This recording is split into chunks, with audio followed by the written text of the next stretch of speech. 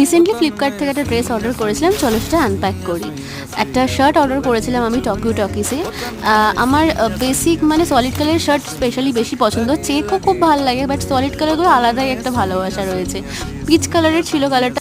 এর আরও অনেক কালার অপশান রয়েছে, ব্লু ছিল, হোয়াইট ছিল, ব্ল্যাক ছিল, বাট আমার এই কালারটা খুব মিষ্টি লেগেছে, এটা তাই জন্য আমি নিয়েছি।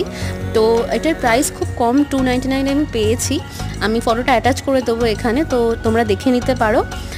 শার্টটা ফুল স্লিভ ছিল, এটা তোমরা যে কোনো ওয়েস্টার্ন স্কার্ট জিন্সের সাথে পরতে পারো, এমনকি যে কোনো অকেশানে একটা গর্জিয়াস স্কার্টের সাথে যদি এরকম একটা শার্ট পরা যায় তো আর কোনো কথা হবে না। শার্টটা যদি তোমাদের পছন্দ হয়ে থাকে অবশ্যই কমেন্ট করো, আমি লিঙ্ক দিয়ে দেবো। আর এরকম আরও ভিডিও আসবে, দেখা হচ্ছে নেক্সট কোনো ভিডিওতে। আপাতত বাই।